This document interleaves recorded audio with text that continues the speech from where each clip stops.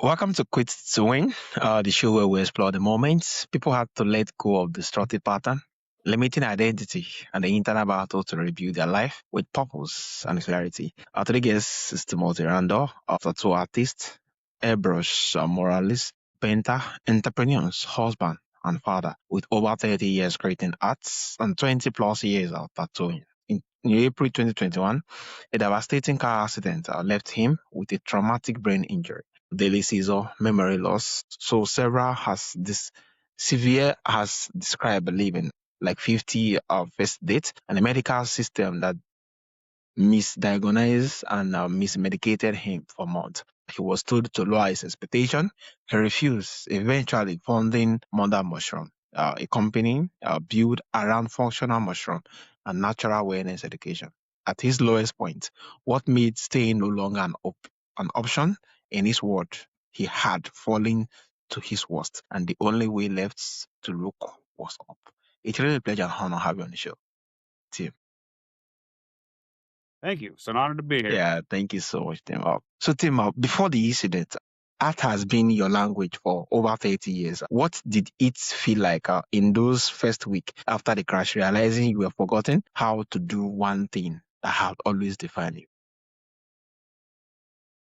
It was honestly like dying in a way. I'd lost my identity. I was known as the artist. I'm Tim, the artist. And when I was no longer able to do that, who am I now? I mean, I didn't understand art. I didn't know how to make it. It was like hieroglyphics to me. I had to understand and relearn the whole thing. And it took probably about 2.5 years to fully relearn everything I needed to with that. And I'm still learning. I'm learning some new stuff every day, always working on that. Yeah. Oh, that was really a whole lot. And also, you described living for years, like 50 first dates, waking up without memories of the day before. What did you have to quit expecting from each day in order to function inside the reality? I had to stop. I just had to accept that I was not in control anymore. My wife basically became my full-time caregiver and she directed me on what I needed to do, how to do it. I had to just let everything go and just accept that I was no longer capable of living a normal life for the time being. I didn't want to accept that forever, but I had to accept it temporarily until I found help. Which you have to ask. And it was very hard to do. Yeah. It's very, very humbling. It'll make you feel small, Yeah. So like a child. So true. Imagining you're like being an outgoing person who does a whole lot of things and having to kind of being able to live under the subjection of a caregiver and the fact that you can't do things on your own. And it's really a whole lot. And I could just only imagine what it was like. Yeah. And also after that, you spent months searching for doctor who would even treat you without an insurance claim while getting worse the entire time. Or what did you have to quit hoping for or from the medical system before you stop waiting on it? So that was a weird one. I had to stop putting so much trust into the medical system and start looking towards myself and listen to what my body was telling me versus what the doctors were telling me. They didn't understand what I was experiencing, what I was feeling, and they weren't listening.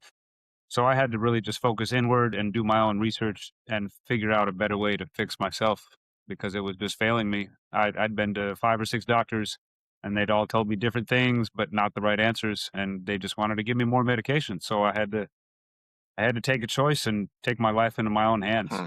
Wow, and take it very seriously. wow, that was really a whole lot then. Having to take your life into your own hands and making some critical decisions in those particular moments. So what did it cost you to keep pushing when every official answers was wrong? It cost me everything, honestly. This was a full reset for my life. I was pretty close to getting ready for retirement, having a good life with my family. This took everything from me. It took my retirement money, it took my stocks, it took all of my savings, it took my whole life, and I mean most of my memory of my life. So it took a lot, and it's been a very humbling experience to accept all of that and just put forward and start over.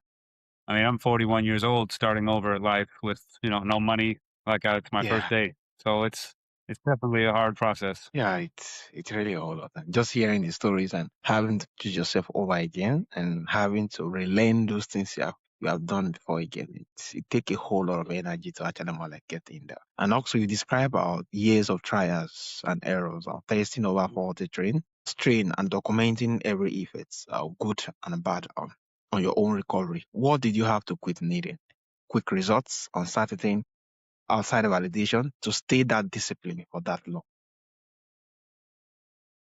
I had to take every day as its own accomplishment. Basically, might have a day and it's terrible, might go all wrong. Just, push through the day, finish it up, start again tomorrow, refreshed and with something different and find a new way.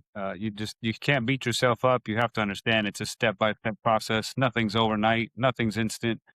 Anything that's instant isn't worthwhile. If it takes a lot of work, it's going to be worthwhile. Yeah, And I mean, I'm a perfect example of that. I'm honored and I feel blessed to actually have the opportunity to live life again. I mean, everything that I took for granted, just, basic things, being able to walk to the kitchen to get a drink, being able to go to the bathroom by myself, those all had stopped. So I now take so much more gratefulness into life and appreciation of everything that I get to do. It's not a have to, it's I get to. I get the chance to do things instead of, man, I got to go do this. No, I can. That's exciting. I can go and do it myself. I don't have to have somebody carry me or walk me just to go do basic things. It's an amazing feeling to be back yeah, to better than what you were before. yeah, And doing it yourself, that's so big. yeah, amazing. Nothing is instant. Nothing. Yeah, a whole lot of things you have to do at the background. And the fact that, yeah, being grateful about a whole lot of those things, yeah, you could do before being that now you can see it from a big light. And the fact that, yeah, before just going to the kitchen was not a big deal, but now having to do it, so much gratefulness. And yeah, it's amazing. Thank you so much for sharing. And also, losing your creativities was, by your own account, one of the most devastating part of this whole journey. What did you have to quit grieving in order to start actively working at it again? Well, I had to, honestly, that was an interesting thing that happened with that. Losing the art killed my ego in a way Mhm. and made me realize I wasn't as good as I thought I was. So relearning actually gave me more appreciation for it and made me focus more into it and become better. It actually made me a 10 times of a better artist. I'm faster. I'm more disciplined in it. I'm more detailed. I take more appreciation into it. And I have so many ideas just flowing. You had to quit the ego. That was it. Honestly, the ego had to die. You have to accept that you're always growing, you're always learning. There's no top. The top is endless. Keep climbing. Don't ever think you're at the top because then once you do, you stop appreciating it, you stop being grateful, you stop wanting to do more and be great. Mm. That ego can really destroy you. Yeah, it's really a whole lot. And this just people also to every role one is occupying, it's easier to actually more like attach our identity to it until something happened that forced you to actually more like yeah, discover that that thing you're good at, you're not that good at it again. What is not left? And you just make reference of ego, just reviews a whole lot of those particular things, being that yes, our work to an extent define us, and now having to relearn those particular things again, it's really a whole lot, and I'm so glad that you're able to kind of relearn again, reclaim it again towards becoming better. And it's really amazing. And also, you said that you fell as low as possible and found your way back with the support of loved ones and a cycle of trusted people in natural healing. What did you have to quit doing alone before you could get the support? Well, I had to quit thinking that everybody was my friend.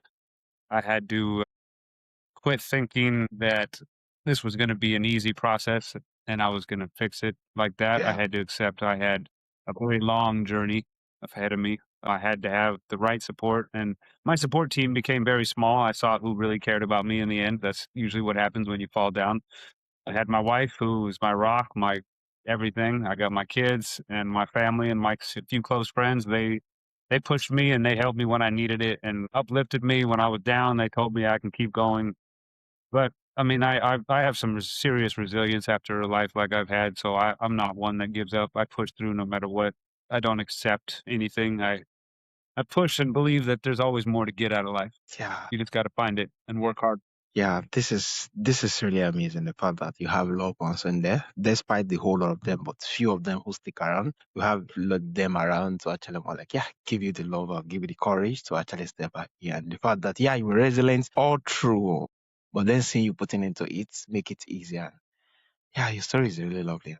Yeah, thank you. And also, you said your story is about surviving a tragedy. It's about refusing to let tragedy decide the rest of your stories. When did you first notice you would cross from one into the other?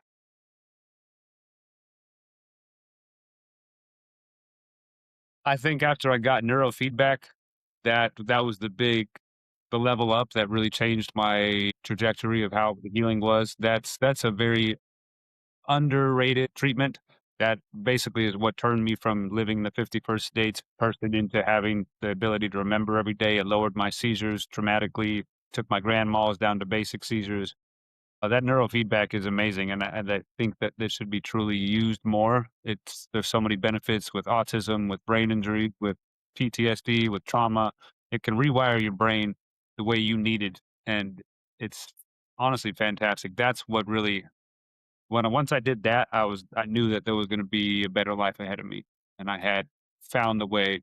Just had to keep pushing, and that was done about halfway through my recovery. The recovery was about 4 or 5 years, so about 2.5 years in, I found that reset my brain, made me able to remember each day, start downloading information and keeping it, so to speak, and then I could progress a lot better. So that was really the climax, and then everything just kind of leveled up, and I'm steadily climbing still now. I mean, don't get me wrong, I still have seizures. Yeah, My health is not at where I want it to be. It's a forever battle. It's a forever climb. A lot of people don't realize that. You don't see the hard stuff in the back. You just see the front. Everything looks good. There's a lot of work in the back that's done to keep me functioning and doing right. The only thing I have now is what's called barometric pressure seizures. So when the barometric pressure drops, I drop two, and I'll have 8 to 10 seizures in a row, and it'll level me for 3 or 4 days. So that's what I struggle with now. That's the only real problems at the current moment, but just got to keep pushing through. yeah, I mean, what else is there to do? yeah, Life is beautiful, yeah, but without the hard times, the good times aren't that great. That's always my theory. Those yeah. hard times make the better times so much more glorious. Mm. Yeah, hard time make the good time so much glorious. Yeah, it's really amazing. So for someone now listening now who had just been told by a doctor to lower their expectation and accept a different reality, what is the first thing they need to quit accepting today? Don't accept the first answer you get. Get another one. Go get another diagnosis. Go talk to more people. Talk to a naturopath. Don't accept one thing. There's always different answers. There's always different. You never know. You know what I mean? It took me 6 doctors to find out what was going on with me before I found out the actual reality of my situation. So don't accept anything. I mean, honestly, in my opinion, you can work to better yourself no matter what the situation. I see people every day that are struggling worse than me, and they're still pushing forward. You just got to find that resilience and that strength to push through. Do you want a better life or not? Because nobody's going to carry you. It's up to you. So be strong, be resilient, get to work. Life is short. It's a lot shorter than you realize. Yeah, get to work. Don't accept what they just pass on to you. Yeah, have a lot of tests and have a lot of consultation from here and there. This is really amazing. And thank you so much, Joe, for sharing your stories on Quit to Win. So lastly, you have built Malta Mushroom out of your own stories. How did this begin? So, Mother Mushroom was created from once I went natural, I found nootropic mushrooms like lion's mane, which is the brain mushroom, got nerve growth factor, it rebuilds your brain, improves focus, memory, clarity, removes brain fog. I found that to be tremendous throughout my recovery as long as I stayed consistent on it. And I got so many results, I wanted to spread the word. And I found about the other mushrooms, the other nootropics. So I built myself a little company, built a system, and I started in my garage with the little bit of settlement money I got from the accident. And now we're doing great. Our website gets released Friday. We are mothermushroom.com. We have brain mushrooms, energy mushrooms, digestion, detox, stress and anxiety, sleep. We got mushrooms for Mm, everything. And it's all natural, no side effects, tremendous benefits. And that's how I live the way I do. That's my flagship. That's my baseline for everything I do is the mushrooms that keeps me good, keeps me solid, keeps my body working the way it needs to. It's an amazing company, and we are the number one product on the market as we are right now. So yeah, amazing. Resilient. And I think just hearing your stories, what just people them to the fact that the unwillingness to actually more like accept what they just see, or to keep pressing on and keep showing up regardless. Yeah, I think the condition got better. It's amazing. So from all these who would love to listen or learn more about your stories and connect with Smarter Mushroom, how can they reach out and where is the best platform? we have Facebook and Instagram, Mother Mushroom, for both of them, and that's Muther. So mother, as in that, and then mushroom. And we're on YouTube, TikTok, And our website, like I said, will be available Friday, and you can order direct, and we'll ship out right out to you. Yeah, thank you so much, Tim. Yeah, thank you for a reminder that refusing to let our tragedy write the rest of the stories is our daily decision, not one-time declaration. It's exactly what this audience need. Our audience would love to reach out. I'll check the show notes. You see the link to reach out to them through their websites and that of social media too. And remember that staying stuck at your worst is never the safe option. Choosing to look up is once again an honor and a pleasure. Have you on the show, Tim. You too. Thank you. Have a blessed